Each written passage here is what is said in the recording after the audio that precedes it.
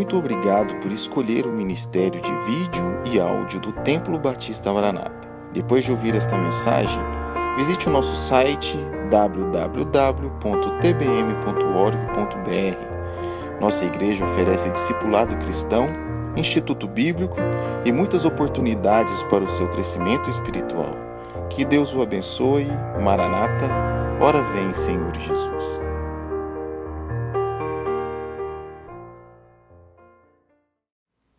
Nos coloquemos em pé para a leitura da Palavra de Deus. Gênesis 35, versos de 1 a 3.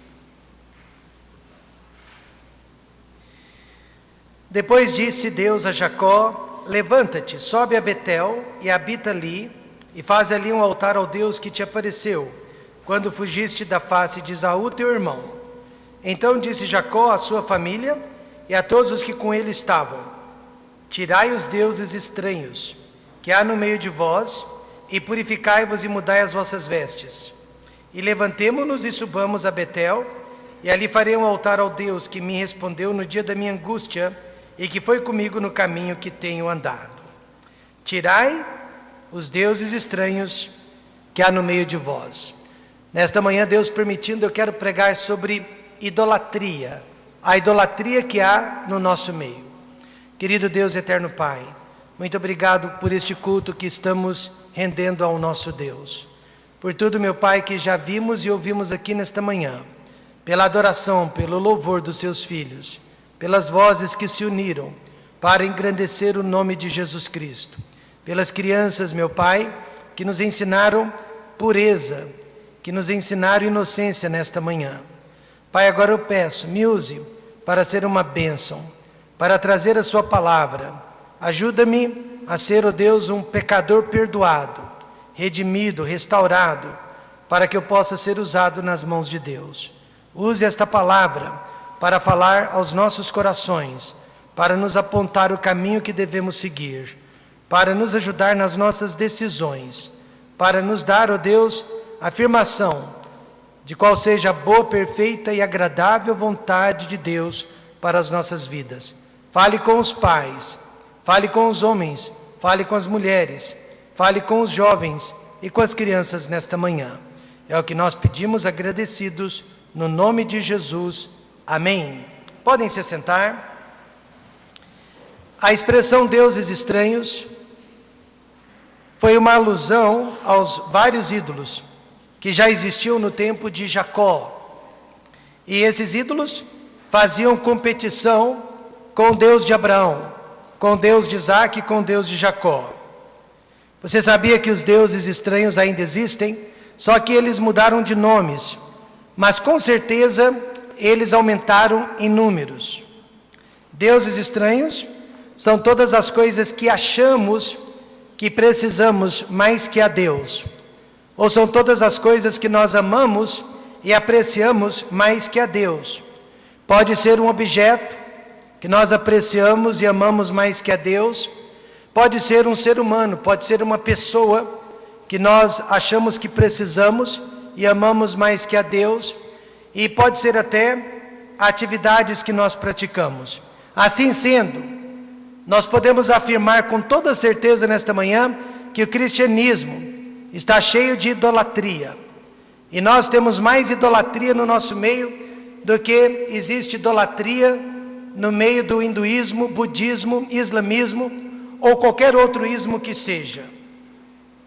Abraão, por exemplo, ele havia abandonado a sua terra idólatra, chamada Ur dos Caldeus, deixado para trás todos os seus ídolos. Mas agora a família imediata de seu neto Jacó estava querendo levar todos esses ídolos de volta para a casa de Abraão. Raquel, ela queria sair de perto da presença de seu pai, mas ela não queria abandonar os ídolos de seu pai. E não é à toa então que ela morreu prematuramente após dar à luz ao seu segundo filho. Para Raquel, os deuses de seu pai eram mais poderosos, eram mais importantes que o Deus de seu marido. Porém, antes de condená-la, antes de acusá-la nesta manhã, nós temos que responder o que também tem sido mais importante para nós do que o Deus de Israel. Pode ser uma pessoa, como eu disse, pode ser um objeto, ou pode ser até mesmo uma atividade. Mas seja o que for que estiver tomando o lugar de Deus em nossos corações, a única esperança é fazer o que Jacó nos disse para fazermos: tirai os deuses estranhos que há no meio de vós. Nesta manhã, que Deus nos ajude a remover das nossas vidas, do nosso caminho, e principalmente do caminho da nossa família, os deuses estranhos que estão trazendo destruição para as nossas vidas. Nesta mensagem, nós vamos ver quem são os deuses estranhos, ou o que são os deuses estranhos, como podemos nos livrar desses deuses estranhos e, principalmente, como podemos nos manter longe dos deuses estranhos. Em primeiro lugar, quem são os deuses estranhos? No caso da família de Jacó, eram os deuses que havia na terra de Labão, na casa de seu sogro. E esses deuses simbolizavam proteção material, proteção física e principalmente fertilidade. Proteção material, proteção física e principalmente fertilidade. Mas durante os 20 anos que Jacó ficou na casa de Labão, foi Jacó que prosperou mais que Labão. Os animais de Jacó se multiplicaram mais que os animais de Labão. E Jacó foi protegido da vingança e da inveja de Labão. E apesar de todas essas provas de que o Deus de Israel é o mais poderoso, é o mais verdadeiro, é o único que existe, algumas pessoas ainda fizeram questão de adorar os ídolos de Labão. Por quê? Porque o ser humano, ele é idólatra por natureza. O ser humano é rebelde por natureza. O povo de Israel fez a mesma coisa no deserto, durante os 40 anos que ficaram no deserto. Eles viram a derrota de todos os povos, eles viram a derrota de todos os deuses ao redor, mas mesmo assim, eles queriam os ídolos dos outros povos para si mesmos. Hoje em dia, seria o mesmo que um filho de um alcoólatra seguir os passos de seu pai ou os passos de sua mãe. Ele viu a desgraça que o álcool trouxe, que o álcool causou na vida de sua família. Ele viu a destruição que a bebida causa na vida de uma pessoa e na vida de uma família. Mesmo assim, ele elegeu o álcool também para ser um Deus em sua vida. Na década de 2000, e não faz tanto tempo assim, o movimento batista fundamentalista perdeu um de seus maiores líderes para o vício do vinho. Por causa de problemas estomacais, o médico sugeriu que aquele pastor tomasse uma taça de vinho, pelo menos uma vez ao dia. E o pastor, mesmo conhecendo o que a palavra de Deus fala sobre o álcool, o que a palavra de Deus fala e alerta sobre o vinho, mesmo conhecedor da palavra de Deus, ele atendeu à sugestão de seu médico. Em apenas alguns meses, ele já era um alcoólatra inveterado, perdeu sua família, perdeu seu ministério, perdeu seu testemunho para um Deus que tem dominado a vida de milhões de pessoas, que se chama o álcool, que se chama o vinho, que se chama a cerveja.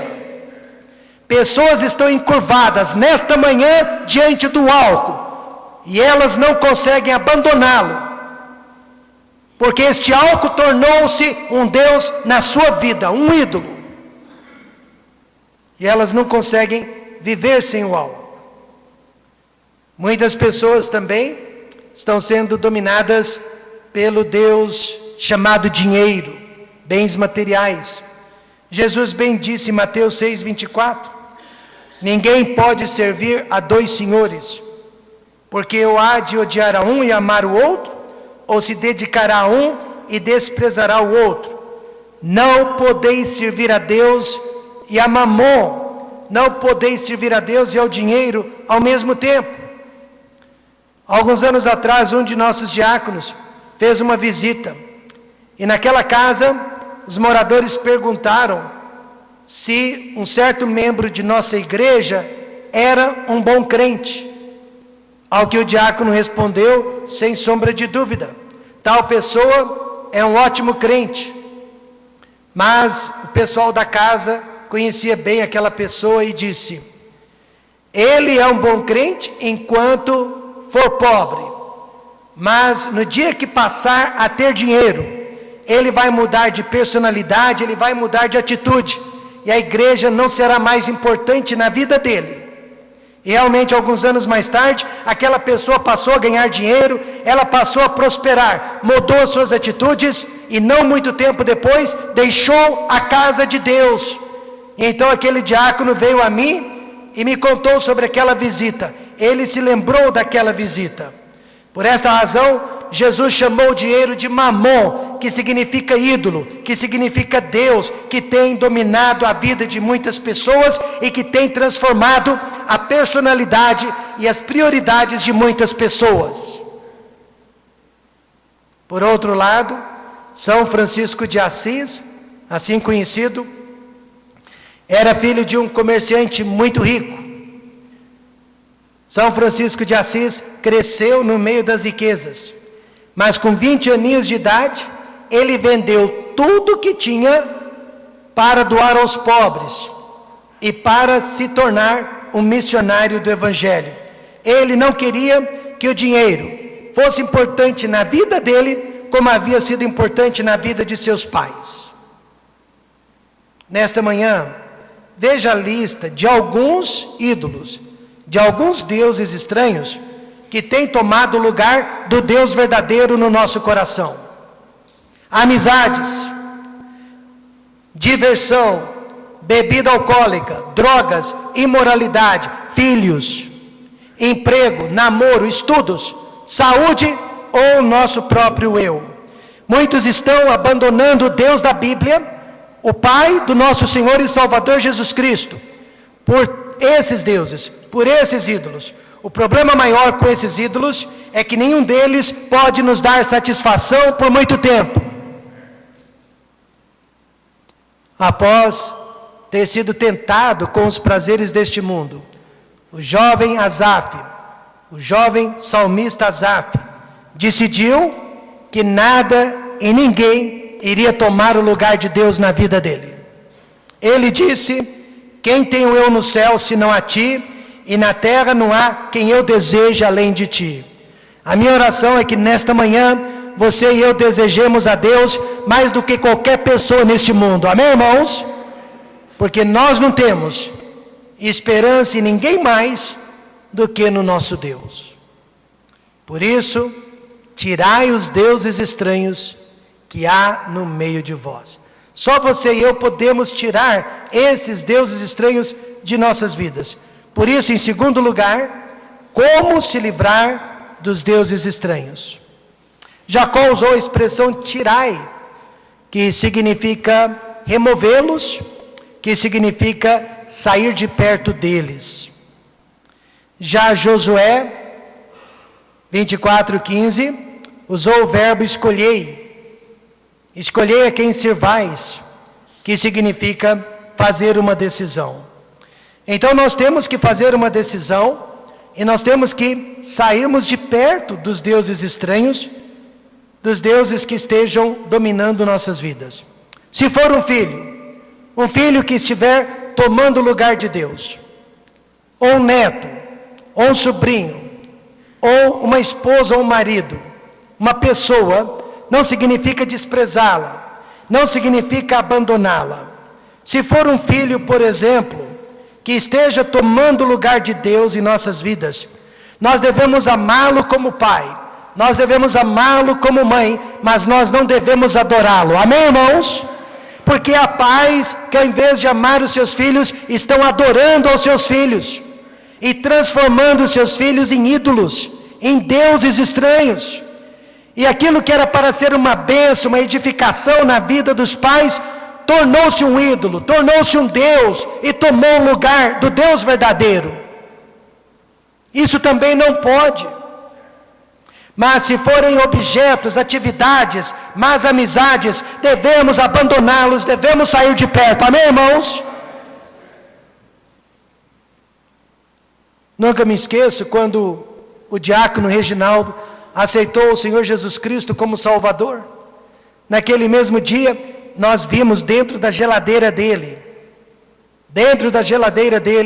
várias latinhas de cerveja.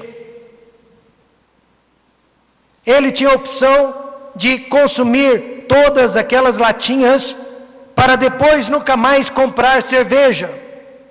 Ele tinha esta opção, mas sabe o que ele fez? Ele foi e destruiu todas aquelas latinhas. Amém, irmãos? Ele foi e se livrou dos deuses estranhos.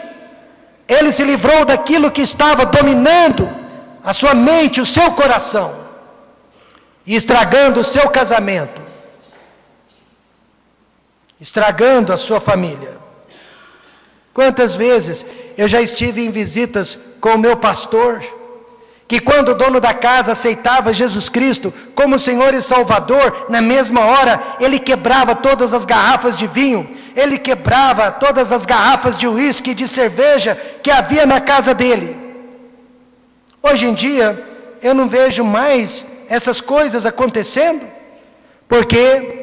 Porque o cristianismo parou de pregar contra o pecado. Mas a Bíblia ainda diz: tirai todos os deuses estranhos que há no meio de vós. Amém, irmãos? Tirai, removê-los. Remova-os da sua vida. Porque pecado não é algo que nós abandonamos aos poucos, mas pecado é algo que nós temos que abandonar de pronto.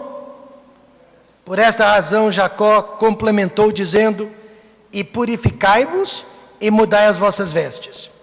Purificai-vos significa ficar limpo. Conheci um jovem que conseguia ficar limpo por alguns dias e até uma semana ou outra das drogas, mas logo ele voltava a cair para desespero de seus pais. Mas aquele jovem era sincero. Ele queria mesmo amar a Deus mais que as drogas. Então um dia ele foi para o sítio de seu pai, somente com uma Bíblia. E lá ele passou 30 dias, só lendo a palavra de Deus e orando e lendo a palavra de Deus, por 30 dias. Só dormia quando dava sono, mas o restante do tempo, orando e lendo a palavra de Deus, e orando. E ele conseguiu ficar limpo por 30 dias. E tanto quanto eu saiba, ele já está limpo há mais de 30 anos. Amém, irmãos? Há mais de 30 anos. Mudai as vossas vestes. Significa mudar os seus hábitos, mudar as suas atitudes, mudar suas prioridades, mudar o seu gosto. As roupas, não fiquem bravas comigo, irmãs, as roupas sempre estiveram e sempre estarão conectadas à nossa santidade. E não existe santidade externa, se não existe santidade interna. Você nunca vai conseguir expressar do lado de fora o que você já não é do lado de dentro. A santidade começa dentro do nosso coração. Certa vez, Jesus curou um jovem endemoniado. Vocês se lembram da história? Deste jovem, saiu uma legião de demônios, que eu chamaria de ídolos, porque os demônios são ídolos, e os ídolos são demônios. Mas em seguida, Jesus deu para ele uma nova perspectiva de vida, uma nova vestimenta. Jesus disse: vai para a tua casa, para os teus, e anuncia-lhes quão grandes coisas o Senhor te fez e como teve misericórdia de ti. Muitos querem até abandonar os seus ídolos, mas sem purificação e sem mudanças de hábitos. Isso não é possível. Alguns vão precisar mudar de dieta, alguns vão precisar mudar o horário de dormir e de acordar, alguns vão precisar mudar os programas que assiste na televisão, na internet.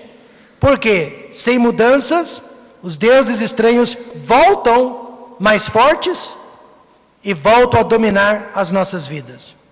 Jesus disse, falando de demônios, então vai e leva consigo outros 7 espíritos, piores do que ele. Aqui se trata de uma pessoa que conseguiu se livrar de um demônio, conseguiu se livrar de um Deus estranho, conseguiu se livrar de um ídolo, mas não ocupou o lugar daquele ídolo com as coisas de Deus, deixou a casa varrida, deixou a casa vazia.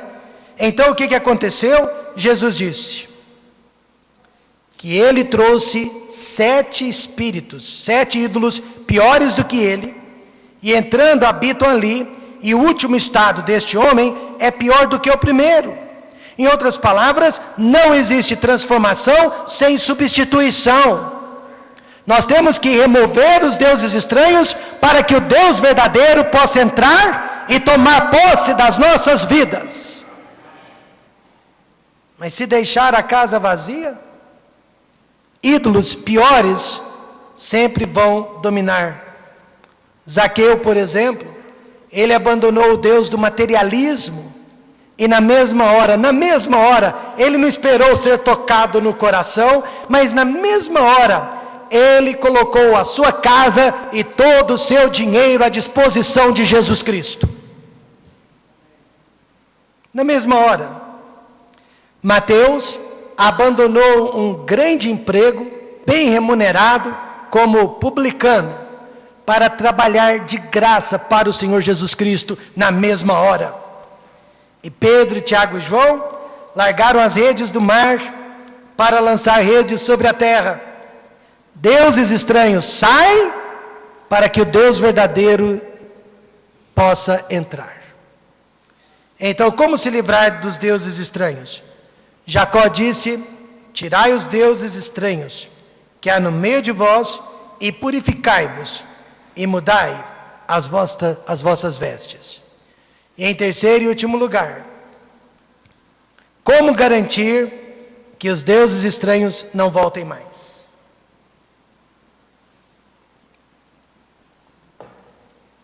Jacó também nos disse como. Ele disse no versículo 3, e levantemo-nos e subamos a Betel, e ali farei um altar ao Deus que me respondeu no dia da minha angústia, e que foi comigo no caminho que tenho andado.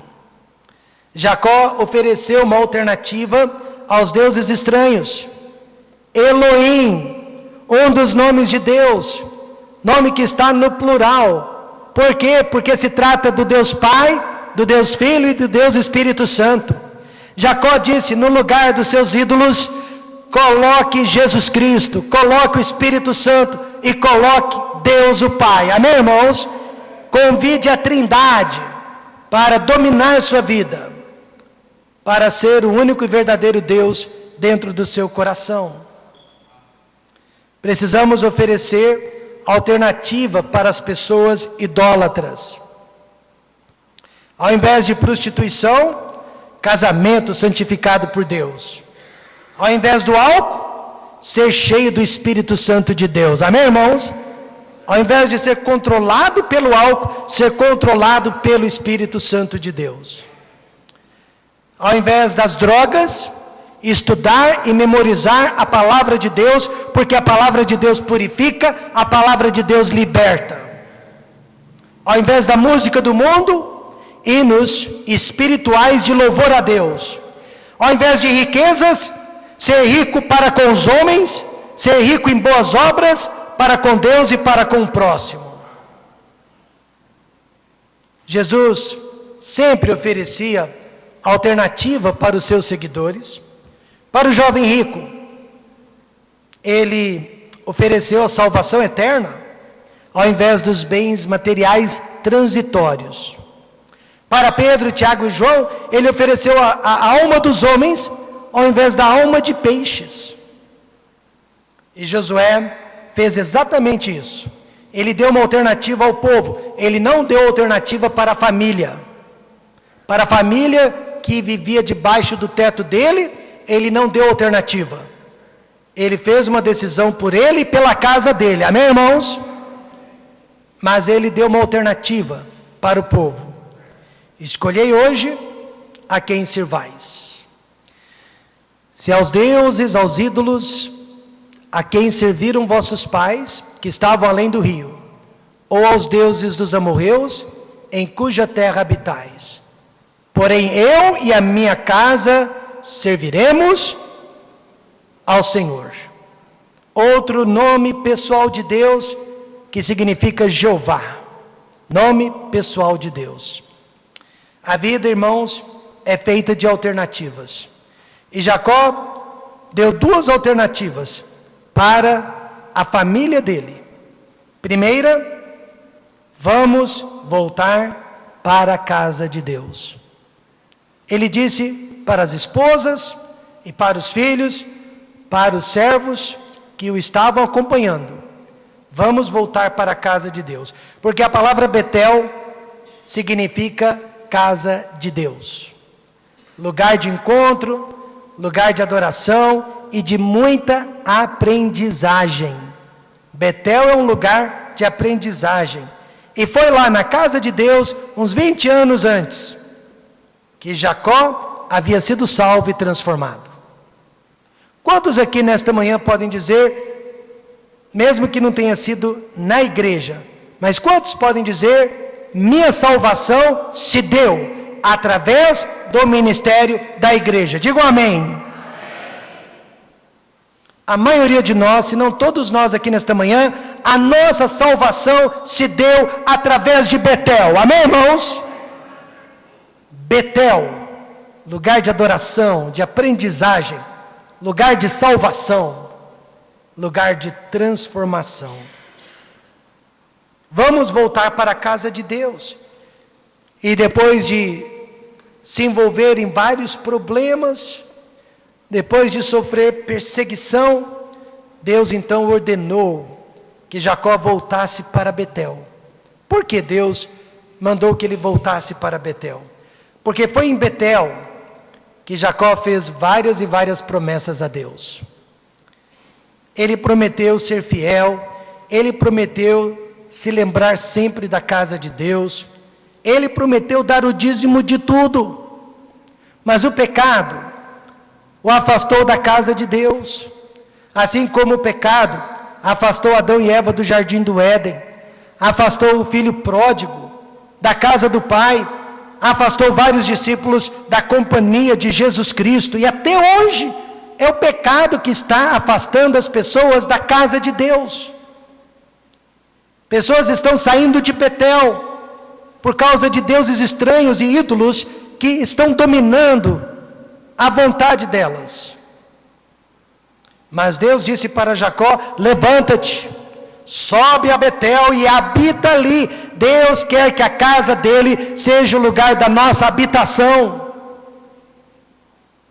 Deus quer que seja o lugar onde vamos plantar os nossos pés. Porque fora da casa de Deus não há paz, fora da casa de Deus não há alegria, fora da casa de Deus não há satisfação que perdure. A casa de Deus é o esconderijo do Altíssimo. E o salmista no Salmo 91 diz: aquele que habita no esconderijo do Altíssimo, à sombra do Onipotente, descansará. Mas não adianta apenas habitar a casa de Deus. Jacó disse mais: vamos voltar a servir a Deus. Vamos voltar para a casa de Deus e vamos voltar a servir a Deus. Ele disse: e ali farei um altar ao Deus que me respondeu no dia da minha angústia, e que foi comigo no caminho que tenho andado. Meus amados irmãos, mesmo aos novos convertidos, Deus tem te abençoado. Deus tem te respondido na sua angústia. Deus tem andado ao seu lado. E por esta razão, mais do que outras, você precisa voltar a servir a Deus. O altar, né? Jacó disse: levantemos um altar, farei um altar. O altar no Antigo Testamento, ele tinha pelo menos 3 significados. O primeiro deles era oferecer um sacrifício. Oferecer um sacrifício a Deus para pagar pelos nossos pecados. E os animais que eram sacrificados eram inocentes e era uma prefigura de Jesus Cristo, do que Jesus Cristo faria por nós na cruz do Calvário. Mas eram animais que derramavam o sangue deles pelo pecado de homens e mulheres culpados.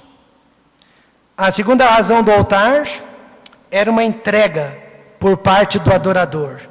O adorador estava dizendo: através deste altar eu me entrego, como se eu fosse um sacrifício, como se eu fosse um desses animais.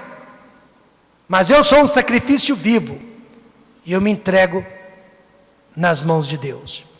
E o terceiro significado era uma aliança, um concerto entre o adorador e Deus. E é por esta razão que era considerado um pecado extremo de idolatria quem levantasse um altar que não fosse para o verdadeiro Deus. Se alguém levantasse um altar para outro Deus, era considerado extrema idolatria. No caso de Jacó, ele levantou um altar como aliança. Através daquele altar em Betel, ele estava dizendo: Elohim é o meu único e verdadeiro Deus. Elohim é o único Deus a quem eu sirvo, e não os deuses que vieram da casa de Labão. Quanto tempo faz que nós não fazemos uma aliança com Deus? Quanto tempo faz que não visitamos o altar e fazemos um concerto com Deus? Um concerto de que iremos ler a Bíblia em um ano. Um concerto de que iremos orar todos os dias, pelo menos por 20 minutos, intercedendo por pessoas, louvando, agradecendo a Deus. Quando foi a última vez que fizemos um concerto de que não vamos faltar aos cultos da igreja, mas vamos ser firmes, permanentes e fiéis? Quando foi a última vez que fizemos um concerto que nós vamos evangelizar, nós vamos falar de Cristo, nós vamos ganhar almas, pelo menos falar de Cristo uma vez por semana? Quando foi a última vez que fizemos um concerto de que nós daremos fielmente os nossos dízimos e a nossa promessa de fé para missões? No Novo Testamento, tudo se resume na ordem que Jesus Cristo deu para a igreja do amor frio. Ele disse: tenho, porém, contra ti que deixaste o teu primeiro amor. Lembra-te, pois, de onde caíste, e arrepende-te, e pratica as primeiras obras. Quando não, brevemente a ti virei, e tirarei do seu lugar o teu castiçal, se não te arrependeres. Jacó lembrou-se de onde ele havia deixado o seu primeiro amor, ele voltou para Betel, ele se lembrou, ele se arrependeu, ele se lembrou de onde ele havia caído. Ele caiu no pecado do materialismo. Jacó era ganancioso, ele era materialista. Ele voltou para Betel e cumpriu todas as promessas que havia feito a Deus. Nenhum de nós irá conseguir amar e realmente servir a Deus enquanto houver deuses estranhos dominando nossas vidas. Ídolos que nós amamos mais que a Deus e precisamos deles mais do que precisamos de Deus. Pelo menos é o que nós achamos. Nesta manhã nós precisamos nos livrar deles. Tirai os deuses estranhos que há no meio de vós. Escolhei hoje a quem sirvais. Eu sei que nem tudo é pecado, mas há muitos embaraços estorvando a nossa vida espiritual. Há muitos embaraços atrapalhando a nossa vida espiritual. Meus amados irmãos, nós estamos findando mais um ano. E se tem uma coisa que eu não quero trazer comigo para o próximo ano, são os ídolos e os deuses estranhos. Eu quero deixá-los para trás. Não aos poucos, mas de uma vez. De uma vez. Quero removê-los da minha vida, abandoná-los, porque eles só estão trazendo dúvidas. Vazio de alma e de espírito. Eu não quero nenhum filho, nenhuma filha tomando o lugar de Deus na minha vida. Eu não quero nenhum trabalho, nenhum emprego tomando o lugar de Deus na minha vida. Eu não quero que seja amizades tomando o lugar de Deus na minha vida. Hobbies, hábitos, prazeres. Ninguém pode ficar entre o meu amor com Deus. Então, nesta manhã, pergunte-se: quais têm sido os ídolos na sua vida? Deuses estranhos, que estão destruindo a sua vida e a vida de sua família. Dr. Bob Jones Sr., fundador da universidade onde eu estudei, ele era fumante. Na década de 30, de 40, quando o cigarro ainda não era associado ao pecado. Eles mal sabiam dos prejuízos físicos que o tabaco causava na vida de uma pessoa.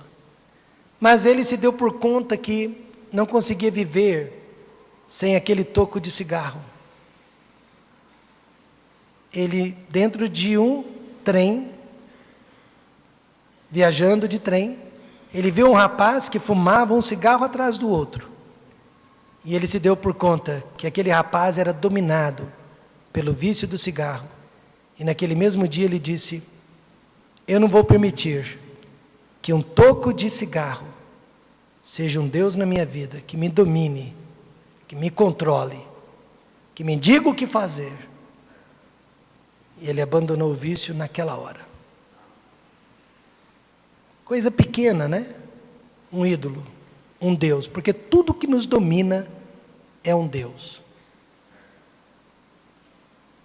Vamos tirar os deuses estranhos. E se nós tirarmos os deuses estranhos, você não faz ideia de todas as bênçãos que Deus vai derramar na sua vida, na vida de sua casa e, consequentemente, na vida de sua igreja, porque as bênçãos começam dentro de casa. E de lá, elas vêm para a igreja. Vamos orar. Vamos tirar os deuses estranhos. Fechem os seus olhos.